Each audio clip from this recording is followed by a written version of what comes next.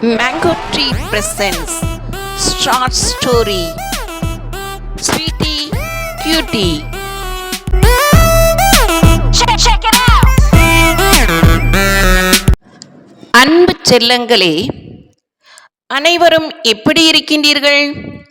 நன்றாக இருப்பீர்கள் என்று நினைக்கிறேன். இன்று ஒரு அழகான கதை கேட்போமா? அழகின் உண்மை என்ன என்ற ஒரு சிறுகதை வழியாக உங்களை நான் சந்திக்கலாம் என்று நினைக்கிறேன். வாங்க கதைக்குள்ள போகலாம். ஒரு அழகான ஊரில் மனம் வீசும் பெரிய தோட்டம் ஒன்று இருந்தது.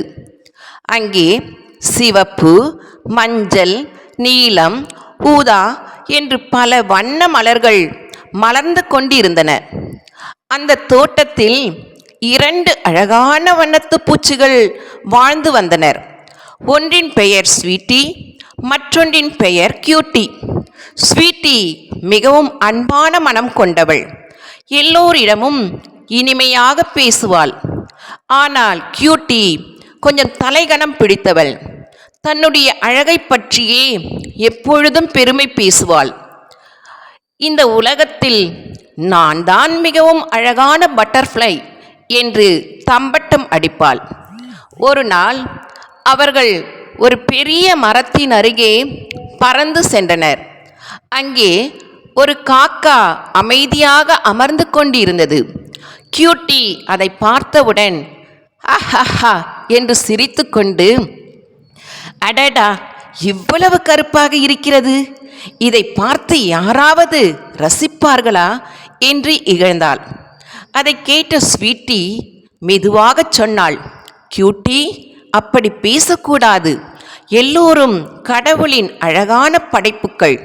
யாரையும் தோற்றத்தால் மதிப்பிடக்கூடாது. ஆனால் கியூட்டி கேட்கவில்லை. காக்காவை இகழ்ந்து கொண்டே இருந்தாள். சில நாட்கள் கழிந்து ஒரு பெரிய மழை பெய்தது. காக்கா தன் கூட்டுக்குள் பாதுகாப்பாக இருந்தது. ஆனால் ஸ்வீட்டி மற்றும் கியூட்டி மழையில் நனைந்து குளிரால் நடுங்கிக் கொண்டிருந்தனர். இதை பார்த்த காக்கா உடனே வெளிவந்து, வாங்க, என் கூட்டுக்குள் ஒதுங்கிக் கொள்ளுங்கள் என்று அன்பாக அழைத்தது. ஸ்வீட்டி மகிழ்ச்சியுடன், காக்கா அண்ணா, மிகவும் நன்றி என்றாள். கியூட்டிக்கு மிகவும் வெட்கமாக இருந்தது. நான் இவனை எப்படி இகழ்ந்தேன்? ஆனாலும் இவன் என்னை உதவுகின்றான் என்று மனதில் நினைத்தாள். அவள் மெதுவாக கைகளை கூப்பி, மன்னித்து விடுங்கள் காக்கண்ணா, உங்கள் நல்ல மனதை நான் புரிந்து கொள்ளவில்லை. உண்மையான அழகு என்பது மனதில்தான் இருக்கின்றது என்பதை இப்பொழுது நான் புரிந்து கொண்டேன். என்னை மன்னித்து விடுங்கள் என்றாள். காக்கா புன்னகையுடன் சொன்னது, வெளிப்புற அழகு ஒரு நாள் மாறிவிடும் கியூட்டி, ஆனால் நல்ல மனம் என்றென்றும் அழகாகவே இருக்கும். அன்பு பிள்ளைகளே, இந்த கதை சொல்லும் நற்பயன்கள் என்னவென்றால், உண்மையான அழகு வெளிப்புற தோற்றத்தில் இல்லை. அது நம் அன்பிலும் நல்ல மனதிலும் உள்ளது.